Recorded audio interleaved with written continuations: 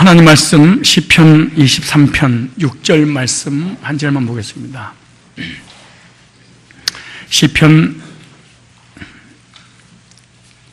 23편 6절 다 같이 한 목소리로 읽겠습니다. 시작. 나의 평생의 선하심과 인자심이 정녕 나를 따르니 내가 여호와의 집에 영원히 거하리로다. 아멘.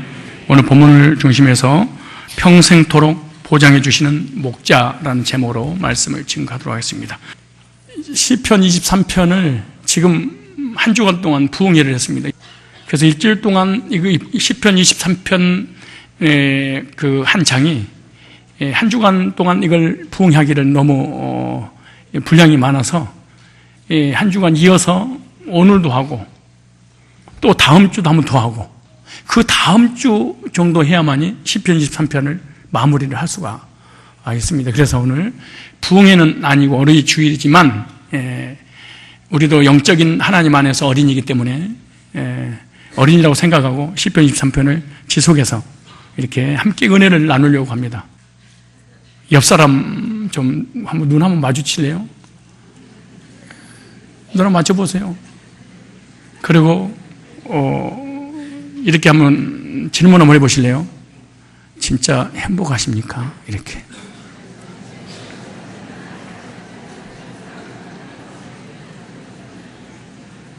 그리고 한번 다시 물어보세요. 행복한 이유는 뭐고 행복하지 않는 이유는 무엇입니까? 자, 시작.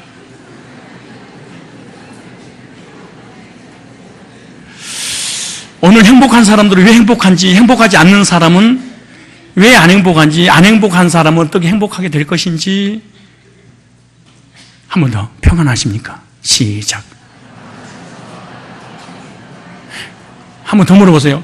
왜 평안하시고 평안하지 않는 이유는 뭐라고 생각하십니까? 전능한 창조주 여호와 하나님을 목자로 믿고 따르는 주님의 어린 양들은 언제나 행복해야 됩니다. 그런데 우리가 행복하고 싶다고 해서 행복한 게 아니고 목자 되신 주님께서 우리에게 행복과 평안과 안식을 주실 때 우리는 행복하고 평안하고 쉼을 얻을 수 있어요. 양의 행복과 불행은 양에게 달려있는 것이 아니에요. 양을 인도하는 목자에게 달려 있습니다. 그러므로 양의 행복과 불행은 목자를 잘 만나는 거예요. 어떤 목자를 만났냐에 따라 불행한 양도 행복한 양도 될 수 있어요. 왜냐하면 양들의 복지는 목자에게 달려있기 때문에 그렇습니다. 그런데 전능한 하나님을 목자로 따르는 성도는 평생 보장의 확신을 갖고 살아가기 때문에 마음의 평강 가운데 삶의 행복을 누릴 수가 있는 것입니다. 왜냐? 성도의 인생을 주님께서 책임지시고 인도하시고 보호하시기 때문에 그렇습니다. 그러므로 성도의 삶은 평생을 보장받고 살아가는 겁니다. 요즘 보험도요, 보장성 보험이 나왔답니다. 당신의 미래, 그리고 당신 죽고 난 이후에 후손들까지 무슨 사건과 사고가 나면은 보장해 준다는 거예요. 여러분, 그런 보장성 보험, 육신적인 보험 들어본 적 있습니까? 그 보험 때문에 이 땅에 살아가는 날 동안에 사람들이 평안을 누리고 살아가는 거예요. 마찬가지로 우리 하나님께서 육신의 이 삶을 보장해 줄 뿐만 아니라 내세, 미래, 영원한 세계까지 보장해 주셨습니다. 이거 갖다가 영적인 보장성 보험을 우리는 믿음으로 가입을 해서 이 땅에 살아가는 날 동안에 목자된 주님께서 우리의 삶을 송두리째 책임져 주시는 거예요. 그래서 양은 그 목자 밑에 있기 때문에 행복하는 것이에요. 만약에 여호와를 나의 목자로 삼지 않는 사람은 얼굴이 여러분처럼 시커멓고 오늘 밤 나는 우울하고 낮에도 우울하고 왜 그런지 아세요? 전능하신 창조주 그 주님이 나의 목자로 교회를 다니는데 안 믿는 거예요. 목사님들이 교회를 다니는데 안 믿고 다니는 그럼 이걸 불신앙이라고 그러는 거지. 얼마나 얼마든지 안 믿고 신앙생활 할 수 있어요. 그럼 어떻게 할 수 있냐? 얼굴 보면 알아. 얼굴이 새카매. 간이 안 좋은 사람처럼. 표정이 없어. 죽어가는 암 환자도 그런 표정은 안 질 거야. 근데 우리는 예수님 이름으로 예배드리러 왔다가 표정이 그 모양이야. 왠지 아세요? 여호와를 나의 목자로 신뢰하는 믿음이 없겠어 그런 거예요. 안 믿어도 집사 되는 거예요? 그럼요. 교회 오래 다니고 헌금 어느 정도 하면 집사 금방 되고 장로 금방 되는 거지.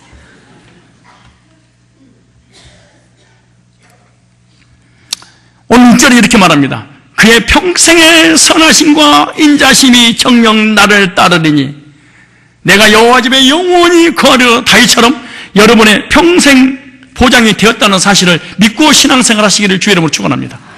다윗이 이 시를 쓸 때는요, 양치는 목동 시절에 쓴 시가 아니고 인생의 항원기에 썼던 시입니다. 이제 자기의 삶을 정리하고 주님 만날 날을 얼마 앞두고 과거를 회상하면서 하나님 나를 어떻게 인도하셨는가 바라보고 이 시편 23편을 기록한 거예요. 양이었던 다윗이 목자이신 주님께 신앙을 고백하는 거예요.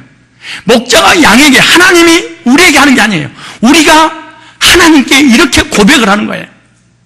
어버이날 어버이가 자녀에게 말을 하는 것이 아니고 자녀가 부모님에게 이런 부모님 밑에서 이런 행복한 삶을 살았다고 고맙다고 고백하는 것처럼 다윗이 자기를 인도해 주신 하나님 앞에 신앙을 고백하는 거예요. 여러분 과거를 돌이켜보세요.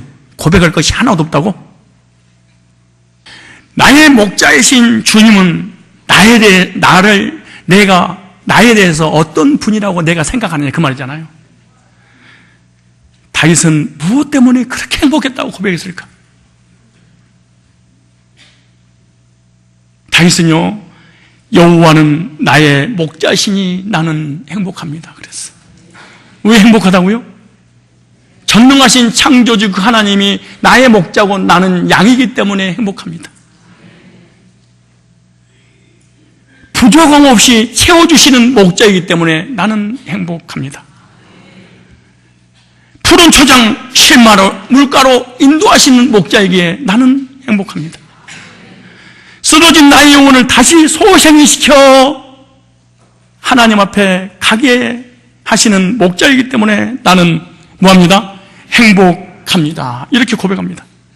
내가 사망의 음침한 골짜기로 다닐지라도 해를 두려워하지 않은 것은 그 사망의 음침한 골짜기라도 주님이 나와 함께 하셨기 때문에 나는 행복합니다.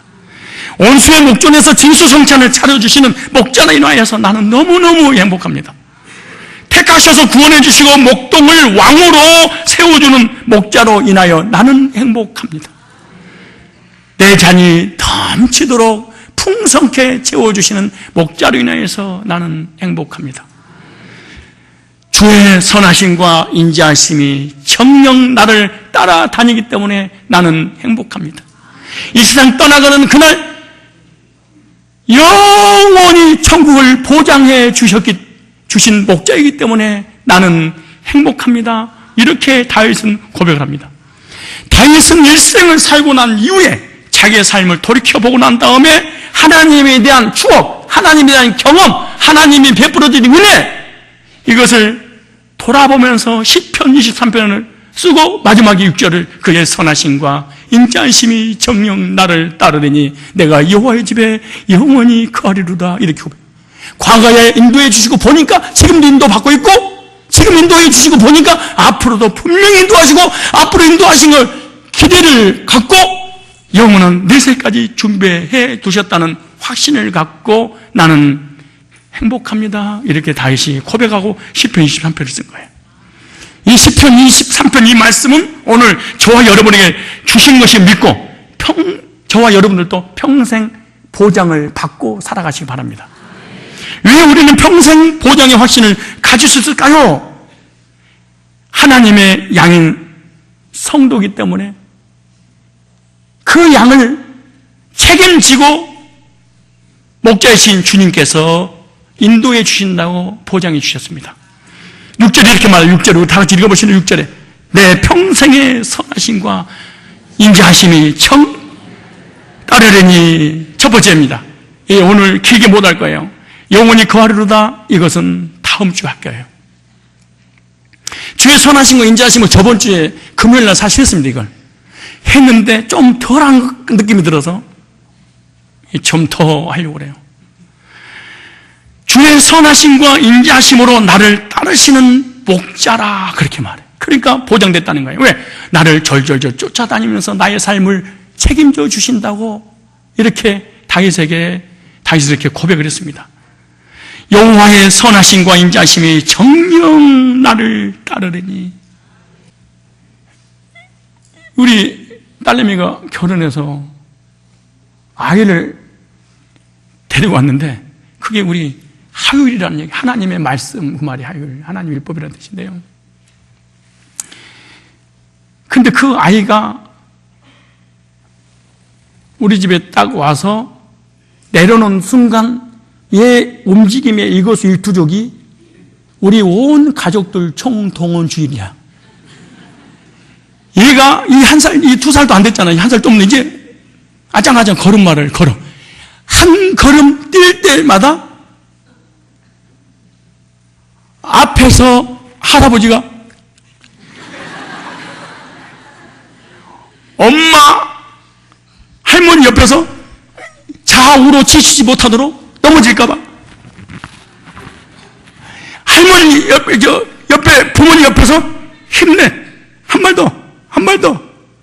온 가족들이 절절절절 따라다니면서 이 아이를 보호하고 책임지는 거야. 왜 그럴까요? 내 새끼니까. 왜 그럴까요? 사랑하니까. 왜 그럴까요? 넘어지면 다칠까봐.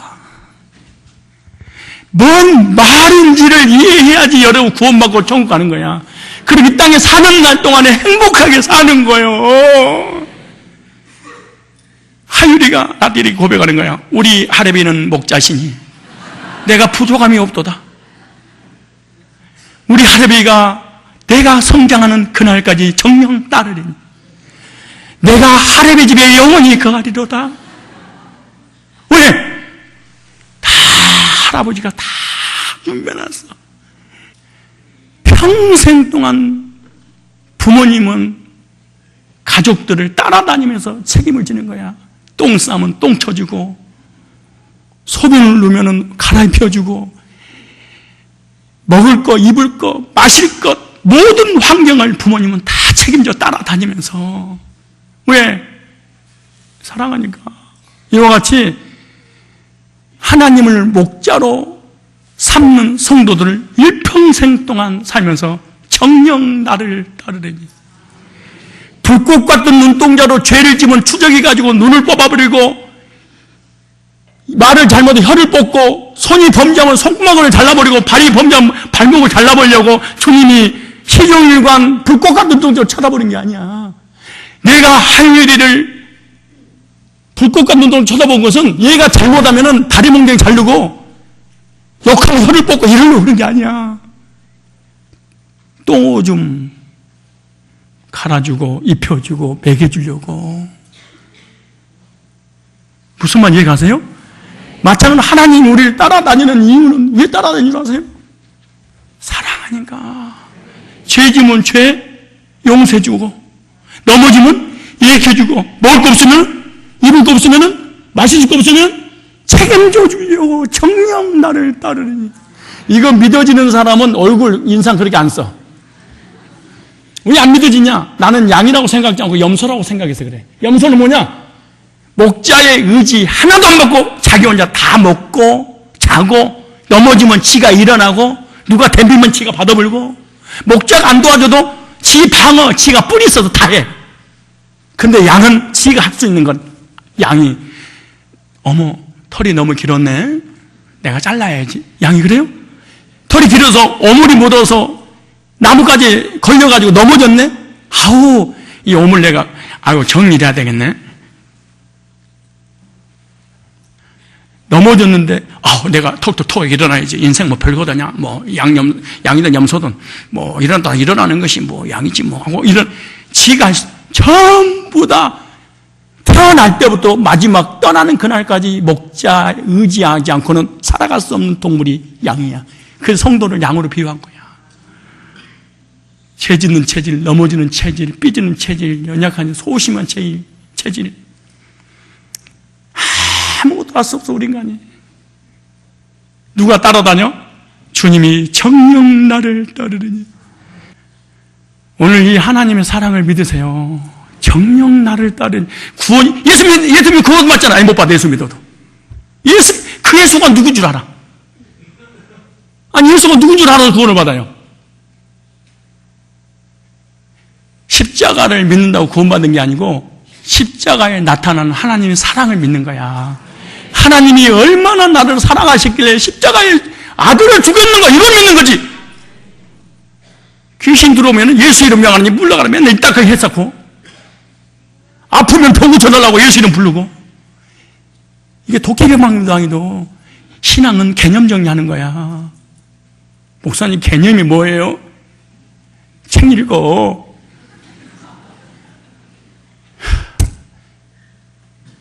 무조건 믿습니다. 장로, 목사, 집사 이래 된다고 구원받는 게 아니야. 개념을 정령.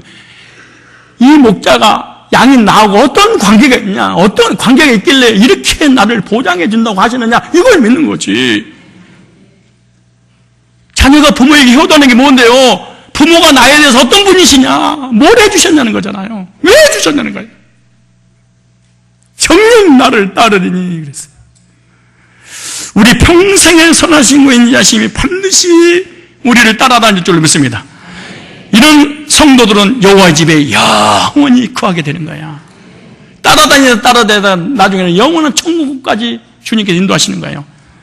영원한 천국에서 영생복락 누리게 하시려고 주님은 우리를 계속해서 따라다니고 있는 줄로 믿습니다. 여기 정령 따르려니, 정령이라는 단어가 있어요. 정령. 우리 한국 성경에는 번역이 정령인데 원래 히브리 언어에는 아크라는 단어입니다. 아크. 이 아크란 말은 확실히, 오직, 그러나, 바로, 지금 이런 단어입니다. 근데 이 아크는 아켄에서 왔는데요. 확실히, 의심 없이, 반드시, 틀림없이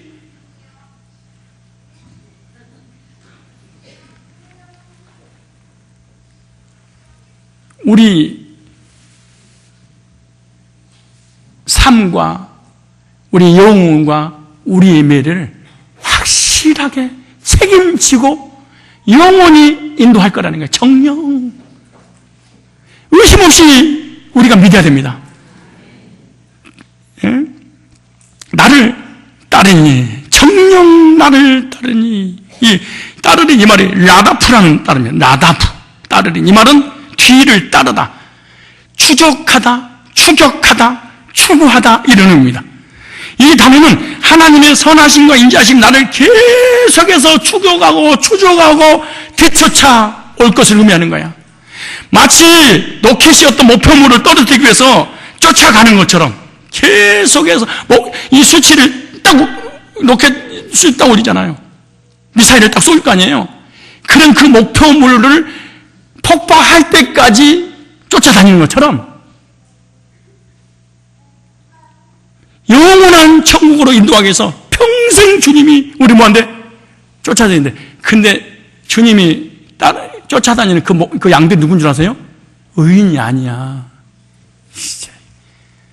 착하고 선하게 사는 인간들이 아니야. 왜 양들을 목자가 쫓아다녔어요? 넘어지고 사멍치형 골짜기로 다녀버리고, 사자, 짐승들, 이럴 때들이 잡아먹히려고 그러고, 웅덩이 빠져버리고, 오물이 묻어서 또 넘어져서 또 죽으니까,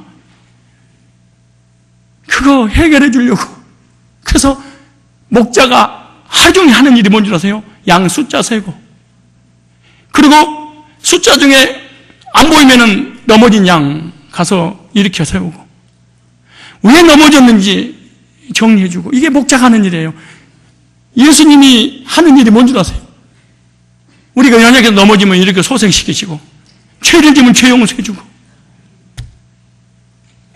아프면 건강 주시고, 돈 없으면 물질 주시고, 사업이 안 되면 사업 주시고, 우리의 삶을 복지로 이끌어가기에 하시려고 따라다니는데, 근데 한국산 기독교인들은요, 하나님 다 보고 계셔. 그럼 천벌을 내릴 것 같은 생각이 드는 거야. 이게 한국산 기독교인이 그래. 하나님 그래, 공포에 질리게 만드신 하나님, 인정머리 없으신 하나님, 죄를 지면 절대로 용서하지 않는 하나님,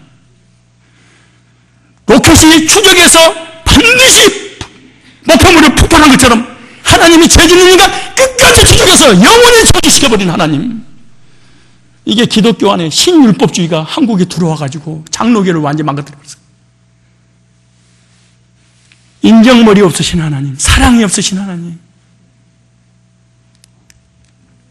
그러니까 교회 다니다가 정신병 시달려 우울증 걸리고 낙심 좌절. 하나님 그러면은 죄가 생각나고, 죄 그러면 하나님 벌 내릴 것 같고, 하나님 그러면 내가 한 게 뭐 있다고 복주겠어 그러고, 그러다 무슨 사고 나서 올 것이 옳고 말았어. 그럴 줄 알았어.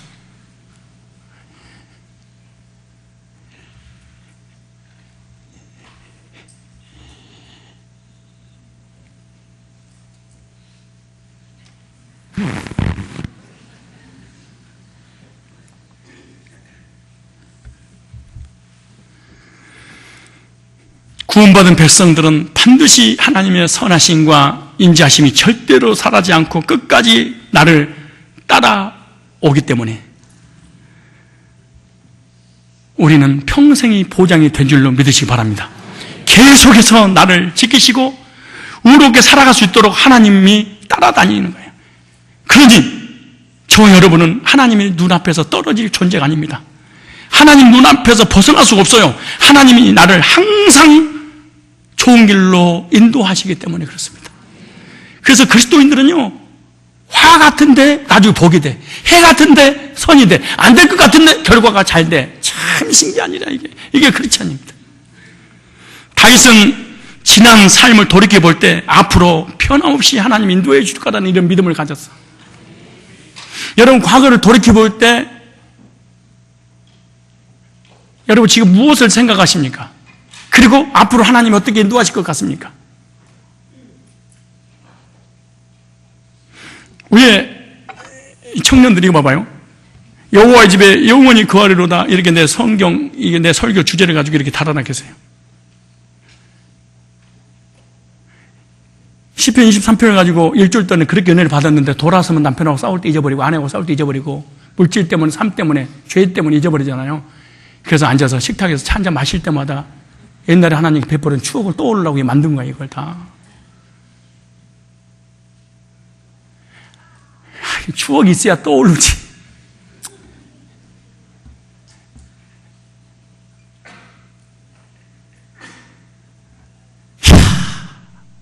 한번 물어봅시다. 솔직히 하나님이 여러분에게 한번 진짜 물어본다고 생각해보세요. 이거 냉철하게 자기 소도 없는 거 봐. 너 나하고 추억 있니?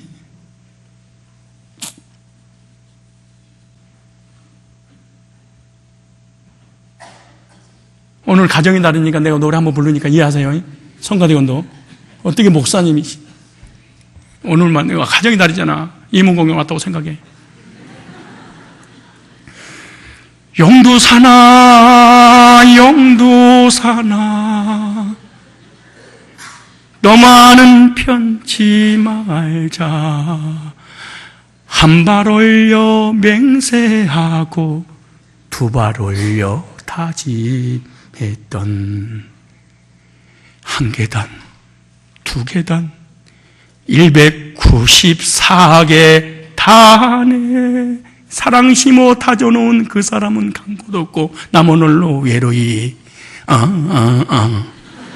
그럼 뭐라 마지막에 이렇게 이거 한마디 하려고 끌어온 거야. 추억에 운다. 그러니까 192계단을 사랑하는 연인과 함께 걸었던 그것이 추억이 올라와서 거기 가서 세면서 운다는 거야. 우리 인생은 추억을 먹고 산다는 말이 있어. 세상의 추억, 연인의 사랑, 연인의 추억들이 있는데 주님과 추억이 있어. 지금 실형, 환난, 고난과 역경이 기가 막힌 운동이 빠졌는데 그거 일어나 주님 뭔 줄 알았어요? 추억 때문에 이거 일어나는 거야. 그때 하나님이 맞아 그랬었어.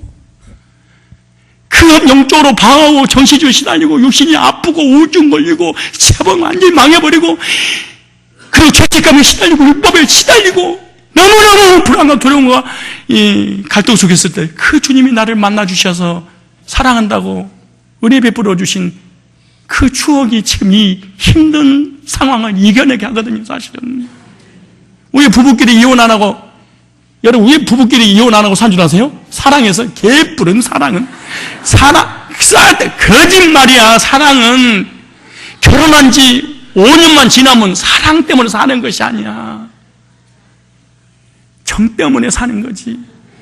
그 정을 만들었어. 그 추억들이. 그것도 어떤 정이냐? 좋은 정? 미운 정. 그럼 좋은 정은 뭐고 미운 정이면 미운 정은 두드러 맞은 거 미운 정이야. 근데 일어나자마자 백화점 와가지고 옷 한 벌 사주는 거 좋은 정이야. 가끔 가다가 옷 한 벌 사주면 때리고 밥 먹이고 때리고 용돈 주면서 때리고 그래가 이혼할 수가 있어야지. 추억 때 우는 거야. 왜 우리가 하나님 못 따르는 줄 아세요? 왜 우리가 복음을 못 따르는 줄 아세요? 응?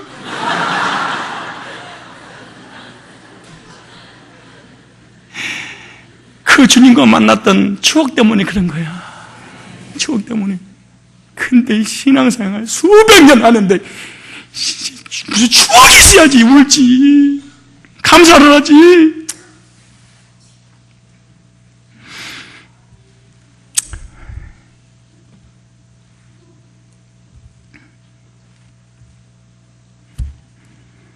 다윗은 지난날의 삶을 돌이켜보니까 하나님이 보호하시고 은혜에 인도하셨어. 그러니까 앞으로도 인도하실 확신을 가진 거야. 양치던 목동 시절부터 부모님이 자기를 버렸을 때도 사울이 자기를 죽이려고 군대를 동원하여 죽이려고 하는 죽음 위기에서도 아들 압살롬이 구태타를 일으켜 아버지를 죽이고 왕의 자리를 노릴 때도 수많은 전쟁에서 쫓겨다닐 때도 인구조사에서 자신의 잘못으로 7만 명이 죽어갔을 때도 음탕한 죄를 졌을 때도 왕이 되어 왕궁에 있을 때도 태어날 때부터 나이가 들어 주님 나라 갈 날을 앞두고 있을 때도 여호와는 나의 목자이기 때문에 넘어질 때도 함께 하셨고 건강할 때도 함께 있었고 죄질 때도 함께 있었고 쫓겨다닐 때도 함께 있었고. 그래서 다윗의 시를 보면요 이런 고백을 많이 해서 사망염치만 골짜기로 다닐지라도 그랬어요. 그때마다 하나님은 나의 피할 바위시오 나의 방패시오 구원의 뿌리시오 높은 망대시오 피난처시오 반석이시오 구원자시오 목자시오 나를 흉악에서 구원하셨다고 은혜를 잊지 않고 감사의 고백을 했어요. 다윗은 자신의 삶을 돌아보면서 하나님 은혜를 기억하고 감사의 신앙 고백을 했습니다. 왜? 근데 참 사실은 우리 인간은요 망각의 동물이어가지고 망가지 은혜를 망각해버려. 이게 은혜로 여기지 못한 이 악한 사람이 얼마나 많은지 몰라. 사람은 금방 잊어. 이스라엘 백성들 애굽에서 출굽하고 홍해를 건널 때 애국군이 쫓아와서 죽이려고 할 때 하나님 바다를 육지처럼 만들어서 걷게 만들었어. 그리고 막 건너는데 애국 군인들이 쫓아와서 죽이려고. 근데 물이 합쳐져 버렸어. 그래서 다 수장됐어.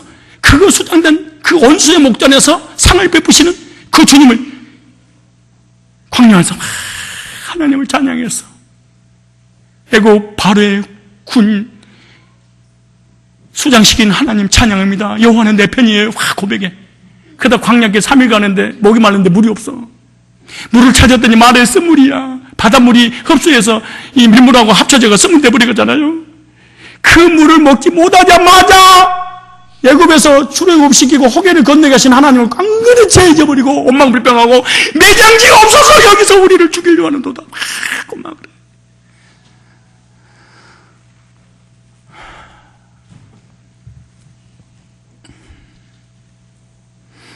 하나님께서 이스라엘 백성을 택하셔서 바로의 손아귀에서 애굽이라고 하는 세상에서 그 노예에서 홍해를 건너서 광야로 인도하신 목적이 어디 주려고 가나안 땅 주려고 그랬잖아요. 죽이려고, 아니, 생각이 하나님이 할 일 없어서, 아니, 죽이려면 어디서 죽여버리면 돼? 애굽에서 죽이면 되는데,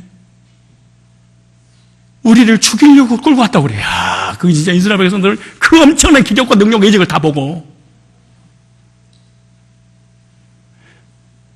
낮에는 구름기둥, 밤에는 불기둥으로 불병과 정갈에 있는 데서 하나님 보호하시고 지키시고 인도하셔서 마침내 가나안 땅으로 인도하시는 하나님 의도를 가지고 하나님 출애굽시켰는데 죽이려고 했겠어요. 저와 여러분들 하나님 사랑을 택하시고 복음 듣고 구원받은 하나님 자녀 돼서 지금도 신앙생활 하고 있잖아요. 그런데 만약에 여러분이 힘들고 그럴 때마다 하나님 우리 죽이려고 그러시는 거예요. 그럼 여기서 우리 성산교 와서 죽이겠어? 응? 그럼 여러분 집구석 있을 때 그것도 죽여버리고 직장 다닐 때 죽여버리고 대모할 때 죽여버리고 죄질 때 죽여버리면 되지. 왜 여기서 죽이시겠냐고. 왜? 하나님이 사랑하셔서 은혜 베푸시고 복 주시고 천국 가는 그날까지 인도하시려고 그러시는 거야. 마침내 복을 주려 하심이라. 믿으시기 바랍니다. 하나님 어떤 분이세요? 애굽의 바로의 손에서 출입시킨 하나님이 홍해를 가르시고 육지처럼 바다를 건너게 하신 하나님, 쓴물을 단물로 바꾸신 하나님, 낮에는 구름기둥, 밤에는 불기둥으로 인도하신, 그리고 하늘에서 만나를 내리신 하나님, 그런 하나님께서 택자들을 광야에서 죽게 하시겠습니까? 저와 여러분들을 천에 만에 하나 골라 뽑아서 택하시고 구원의 은총을 베풀으신 주님께서 이 땅에서 신앙생활 하는 중에 죽이려고 하나님이 부르셨겠습니까? 지난 삶을 인도하신 하나님께서 남은 삶도 분명히 함께 하시고 인도하실 줄로 믿습니다. 전능하신 하나님은요, 절대로 실패하고 실수하시는 그런 하나님이 아닙니다. 지난 삶에 복을 주신 것처럼 남은 생에도 반드시 우리 하나님이 복 주실 것입니다. 하나님의 인도하심이 평생 보장의 확신을 갖게 하시는 거예요. 히브리서 13장 5절에 보면요, 그가 친히 말씀하시기를 결코 너를 떠나지도 버리지도 않겠다, 책임져 주시겠다고 말씀하셨어. 지난 생에 하나님의 선하신 은혜를 잊지 않기를 바랍니다. 하나님의 인도하심을 확신하고 평안을 누리십시오. 여호와는 나의 목자시니. 중요한 게 있습니다. 진짜 이 하나님이 나의 목자고 나는 양인가? 관계를 주님이 묻고 있는 거야. 만약에 하나님이 나의 목자라고 믿어진다면 그 양은 절대로 망하거나 빌어먹지 않습니다. 왜냐? 우리는 하나님께서 절대로 목자가 양을 버리지 않듯이 우리를 버리지 않기 때문에 그런 거예요. 우리 시편 37편 한번 찾아보세요. 시편 37편. 시편 37편은요, 다윗이 쓴 시입니다. 근데 다윗의 삶이 평탄하지 않았어요. 구원받은 성도의 삶이 불신자보다 더 평탄하지 않을 수도 있죠. 37장 1절에 이렇게 말합니다. 행악자를 인하여 불평하지 말지니라. 1절에 행악자를 인하여 불평하지 말며 불의를 행하는 자를 투기하지 말자. 왜? 티가 쓰러져 버리니까. 그 환경과 그 삶을 통해서 반드시 좋은 일이 인도할 것이니까 엄마가 불평하지 마라. 그리고 사기치고 악한 일을 하는 그 사람이 잘 되는 것 부러워하지 마라. 좀 있으면 다 내가 정리할 거야. 보세요. 저희는 풀과 같이 속히 뱀을 볼 것이 푸른 채소같이 쇠뇌할 것이보다 여호와를 의리하여 선을 행하라. 땅에 거하려며 그의 성실로 식물을 삼을 주다. 또 여호와를 기뻐하라. 저가 네 마음의 소원을 이루어 주시리라. 우리가 해야 될 일 사명이 있어요. 하나님을 기뻐하는 거, 목자를 기뻐하는 거예요. 양의 목자를 보면 꼬리 흔드는 거예요. 그럼 목자가 책임지래. 우리가 하나님을 해야 될 일 땅 안에서 기뻐하는 거예요. 왜? 나의 목자시니까. 너의 귀를 여호와께 맡기라. 목자는 양에게 맡기면 목자는 양의 복지를 책임져 주는 거예요. 지가 안 맡긴다고 그래서 또 책임 안 져주는 것도 아니야. 지만 손해지. 그러므로 28절 보세요. 28절 시작. 여호와께서 공의를 사랑하시고 그 성도를 구원받은 백성이잖아요. 백성을 버리지 첫 번째 기억하세요. 성도는 절대로 망하지 않는다. 내가 한 얘기가 아니에요. 예사의 캠이 아니에요. 인본주의도 아니에요. 기복신앙도 아니에요. 번영신앙도 아니에요. 다윗이 그렇게 고백했어. 하나님의 양인 성도는 절대로 맞지 않는다. 망하지. 왜냐? 하나님께서 성도를 버리지 않기 때문에 그랬어. 큰 안위를 얻기를 바랍니다. 만약에 아무리 잘 먹고 잘 살고 잘 나가도 하나님이 버려버리면 망해버립니다. 그런데 하나님의 양인 성도는 절대로 못 잊는다? 망하지 않는다. 왜? 하나님이 우리를 버리지 않으신대. 양을 버리는 목자가 어디 있겠어요? 넘어지면 일으켜 세우고 아프면 치료해주고 웅덩이 있으면 끄집어내주고 더러운 오물이 묻어가서 넘어지면 양이 잘못했어도 목자가 다 뭐하고 잘라주고. 우리는 너무 많은 착각 속에 살아가. 어떤 착각 속에 살았냐? 내가 착하면 복주고 선하게 하면 복주고 회개하면 하나님이 나를 복주고. 성경이 뭐라는 줄 아세요? 회개도 하나님이 주셔야지 회개가 가능하대. 그래서 염소로 비유하지 않고 성도를 양으로 비유한 거야. 두 번째입니다. 성도는 절대로 버림받지 않습니다. 믿으세요. 오늘 26절 보세요. 26절, 37장 26절에 25절부터 시작. 내가 어려서부터 늦기까지 의인이 버림을 당하거나, 의인, 구원받은 성도잖아요. 의인이 두 가지가 있어요. 하나는 거듭날 때 의인, 또 하나는 하나님을 신뢰할 때 의인이다 그랬어. 즉 양의 목자를 나의 목자로 신뢰하냐? 그러면 절대로 버림당하거나 그 자신이 거시감을 보지 못하도다. 그래 보세요. 저는 종일토록 은혜 베푸고 꾸어지니 그 자손이 뭐하도다? 그래서 성도는 절대로 망하거나 성도와 성도의 후손은 빌어먹지 않습니다. 혹시 여러분 예수 믿고 여러분 후손이 빌어먹은 사람 손 들어봐봐. 아니 한 명 데려가 봐봐. 우리 교회 성도들 올 때 표정이 어떤지 아세요? 딱 따블백을 딱 메고 교회 딱 입고 올 때 이렇게 오더라고. 난 거지처럼 살았군요. 난 거지처럼 살았군요. 난 거지. 완전히 얼굴 완전히 껌쓰고 얼굴 마음 평안도 없고 가정 직장 삶 자기 인생 완전히 송두리째 밑바닥에 있을 때 교회 와서 목자를 만나고 이렇게 변화됐는데 사람이 너무 우리는 쉽게 잊어버려 그걸.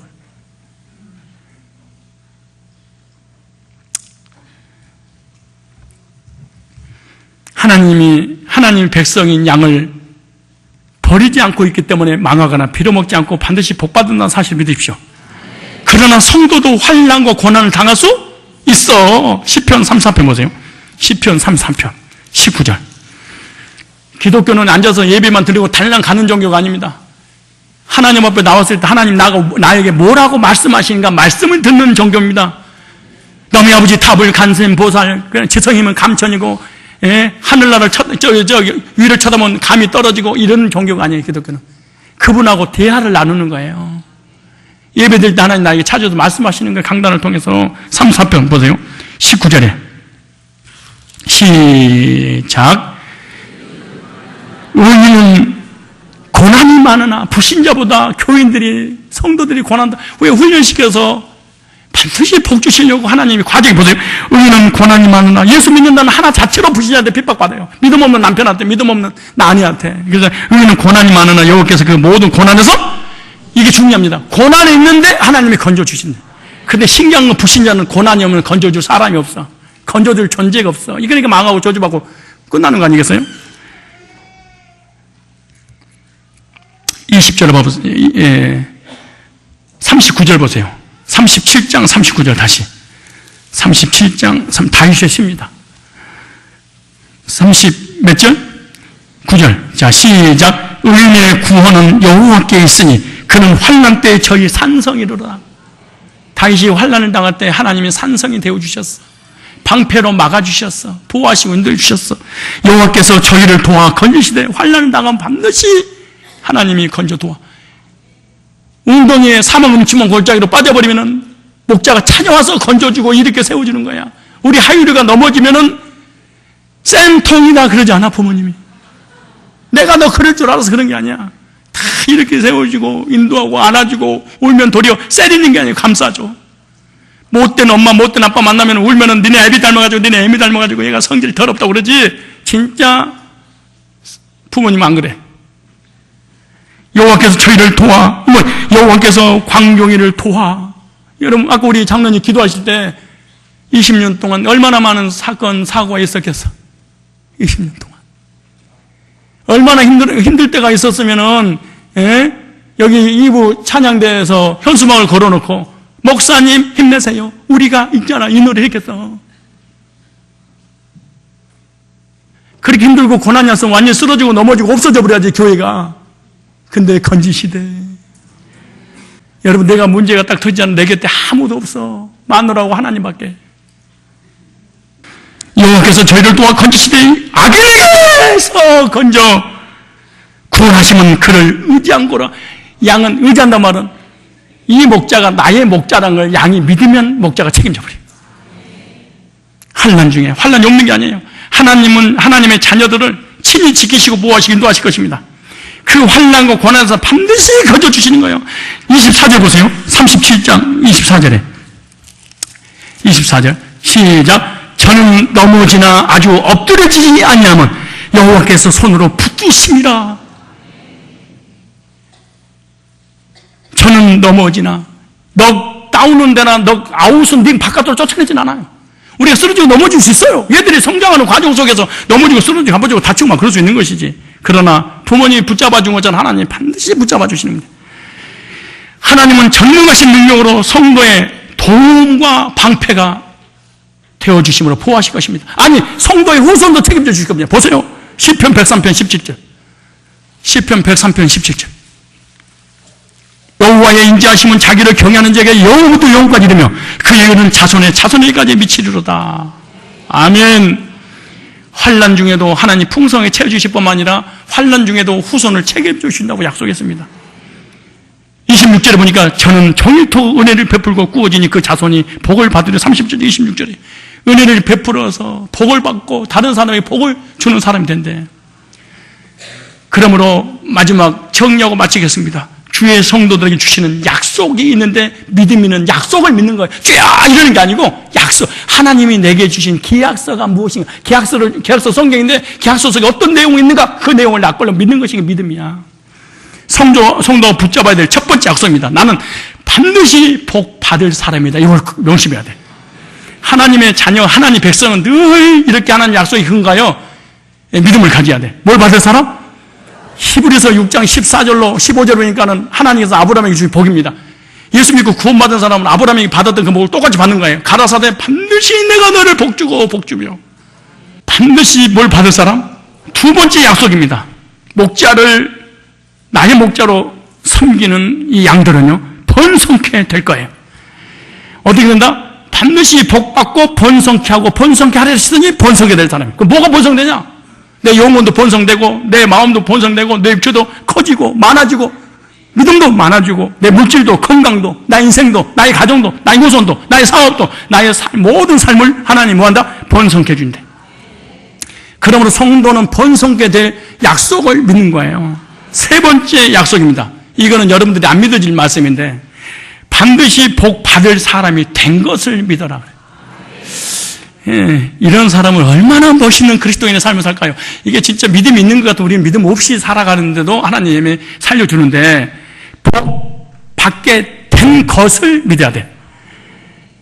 무슨 말이냐? 히브리서 11장 1절에 보면요 이 믿음을 정의를 내렸어. 자, 그러니까 부정적인 사람은요 믿음이 한 개도 없다고 생각하면 돼요. 왜냐? 히브리서 11장에 믿음의 원리를 이렇게 설명했어. 믿음이란 이렇게 설명해. 믿음은 바라는 것들의 실상이요. 그러니까 믿음은 무엇인가 바라는 것이 나에게 실제로 온다는 거야. 그러니까 믿음이라고 하는 그 단어 의미는 뭐냐?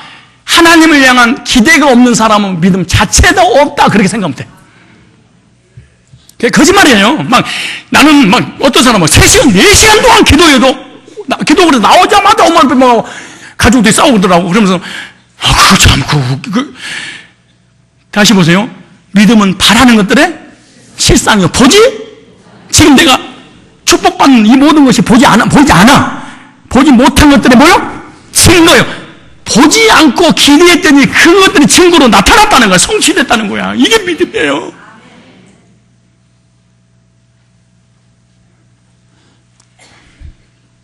그러니까 부정적이고 원망불평 잘하는 사람은 이 사람은 믿음 근원 자체가 없다고 생각, 뿌리도 없다고 생각하면 돼. 왜? 하나님을 향한 기대도 비전도 꿈도 없어서 그래. 이 그리스도인은요, 미래적 현실 속에 살아가는 거예요. 내가 아직 천국 안 갔는데 천국 가서 누릴 것을 지금 미래서 누리니까요. 그 찬송가가 다 그렇게 됐어.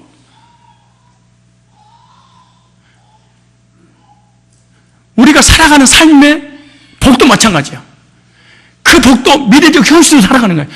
지금 가진 거, 눈에 보이는 거, 손에 만지는 아무것도 없어. 근데 반드시 뭐 할까? 주실 것을 지금 믿음으로 바라보고, 이게 믿음이야. 믿음은 하나님만 아는 거예요. 거짓말입니다. 그냥 믿음이 없으면 합리화를 시키지 말아야 되는데, 사람들이 큰 자기 믿음을 합리화시켜서 인정받으려고 변명의 말을 많이. 믿음은 바라는 것들에 세상, 믿음을 종이로 그렇게 내렸다니까. 천국을 바라봤더니 진짜 내가 천국에 와 있는 거야. 내가 물질의 복을 하나님이 주셨다고 믿어서 누렸더니 와 있는 거야, 이게. 자녀들이 잘 될 것을 믿어서 바라봤어. 근데 자녀들이 잘 돼 있더라는 거야, 이게. 근데 한국산 교인들은 안 그래. 주시옵소서. 미친놈들이지, 이게. 미친 거예요, 그거. 그 무당이 신접하는 거하고 똑같아, 그거. 여러분, 무당이 신내를 떠들면, 막 이렇게 하잖아요. 교인들 기도하다가 기도하는 거 봐봐. 주여, 봐봐. 주여. 이 눈가 터져버려가지고. 미친 거지, 그거. 안 미쳤다고? 미친 거라니까, 그러네.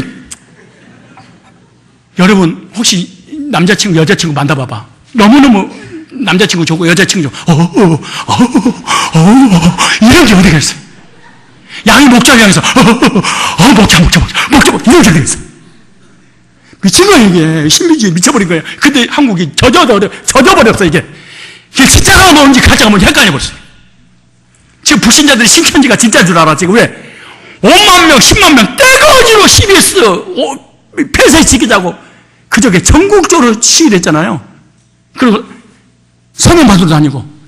근데 이게 사람들이 진짜, 이제 가짜가 진짜로 둔갑해도 가짜를 믿을 때야. 기독교는요, 다리를 흔들고, 생각해봐요. 주야, 이러는데, 갑자기 뭐가, 찌릿해. 성령 용기 아니고 중풍 초기야. 쓰잘데없는 소리 하지 마라.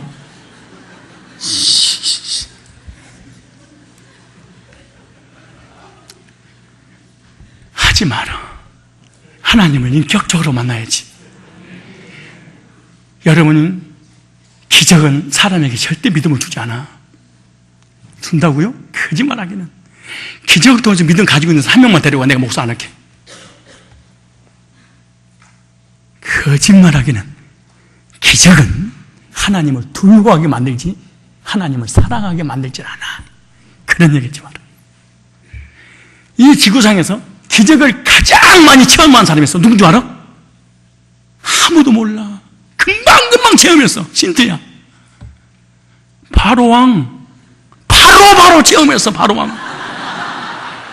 그 어마어마한 기적을 체험했어. 이 바로왕처럼 기적을 체험한 사람 지구상에 아무도 없어. 바울보다 더 체험했어. 지구상에 첫 번째로 체험했던 사람이 바로왕이야. 두려워 공포가 임해서 나가라 그래. 그런 얘기하지만 방언, 예언, 환상, 기적은 옴다는 게 아니야. 절대로 하나님을 누릴 수는 없어. 내 말이 맞아. 괜히 다시 난 전문가야. 나한테 속이려고 하면 안 돼. 은사 받은 사람이 평안이 있다. 절대 그럴 수는 없어. 일시적으로 핵가막 하니까 평안한 척 보이지. 기도 끝나면 이 공허 어떻게 할 건데? 속지 마라. 이 공허함을 어떻게 달랠 건데? 그런 얘기 하지 마요. 진정한 평안은 인격적으로 하나님의 사랑을 받아들일 때 마음에 평안이 많은 거예요. 죄산받고 구원의 확신을 가질 때 평화로다 하늘 위에서 내려오네. 여러분, 은사주의 절대로 평안한 사람 있는 거 봐봐. 얼굴 봐봐. 감해가지고 평생 동안 기도원에서 하나님 앞에 달라고 막 종이 주인에게 하는 것처럼. 그런 것이 잘못됐다는 게 아니에요. 믿음은 바라는 듯이 쌍이라는 거야.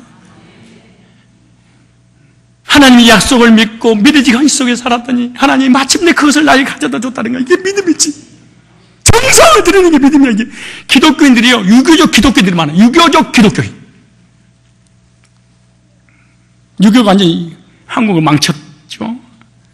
저 보세요. 시편 37편 22절 보세요.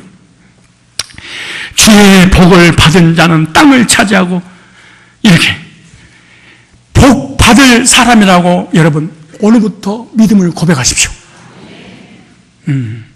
우리 교회도 부흥될 것이고, 여러분의 가정도 번성되고, 물질도 번성되고, 자녀도 번성되고, 주실 것을 믿고 누리며 사십시오. 하나님이 우리의 기도와 간구와 우리의 고백을 다 듣고 계시는 거야. 그러므로 결론을 짓겠습니다. 이렇게 보세요. 나는 반드시 복 받을 사람이고 번성이 될 사람이고 복 받은 사람입니다. 이러죠. 이 세 가지잖아요. 이걸 나의 고백으로 삼아야 돼. 예수님이 나의 목자로 삼는다면 양은 그렇게 고백하고 살아야 돼. 자기 이름을 넣고 거기다가 나는, 여러분, 나가 누구예요? 내 이름을 넣어주면 고맙지만 그래도 여러분 개인적으로 넣으세요. 계약서에다 여러분 사인해야지. 내 사인은 내 것 되잖아. 그러니까 이렇게 하는 거예요. 나는 첫째 뭐예요? 반드시 광종이는 복 받을 사람이다. 광종이는 번성게 될 사람이다. 광종이는 복 받은 사람이다. 이렇게 시작.